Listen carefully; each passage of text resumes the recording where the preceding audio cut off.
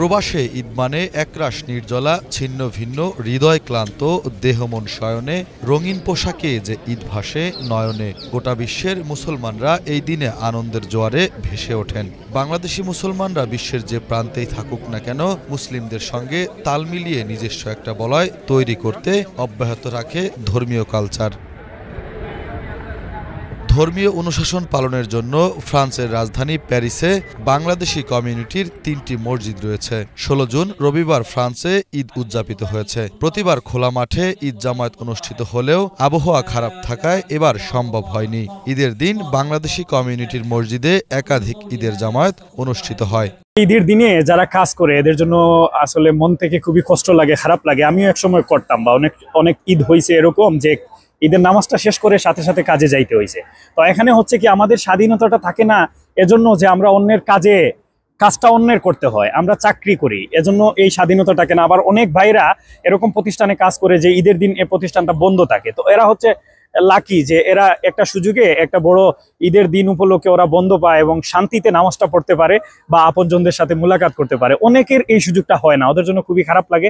পরিবার পরিজন বন্ধু বান্ধব ছাড়া আমরা এখানে একা একা ঈদ করি। আমরা প্রবাসী যারা আছি আমরা আমাদের পরিবারকে অনেক মিস করি, আমাদের বন্ধুবান্ধবকে মিস করি, বাংলাদেশের ঈদকে মিস করি। ঈদের যে আসলে একটা কালচার, ঈদের যে একটা আনন্দ, সেটা আমরা এখানে আসলে প্রকৃত আনন্দটা পাই না। প্যারিসে বাংলাদেশি কমিউনিটির সবচেয়ে বড় মসজিদ বাংলাদেশ কমিউনিটি মসজিদ ও ইসলামী কালচার সেন্টারে ঈদুল আজহার 3টি জামায়াত অনুষ্ঠিত হয়। আসসালামু আলাইকুম ওয়া রাহমাতুল্লাহ। দলে দলে মানুষ যার, বিশেষ করে উবারবিলা এই ইসলামিক সেন্টার, এটা অত্যন্ত যে 5টা জমাত হয়েছে, ভরপুর জমাতগুলা দেখে আমি অনেক আনন্দিত। অনেকটা আমেজ আমাদের দেশের মতো লাগছে আমার কাছে আজকে, বিশেষ করে ঈদুল আজহার জামাতটা।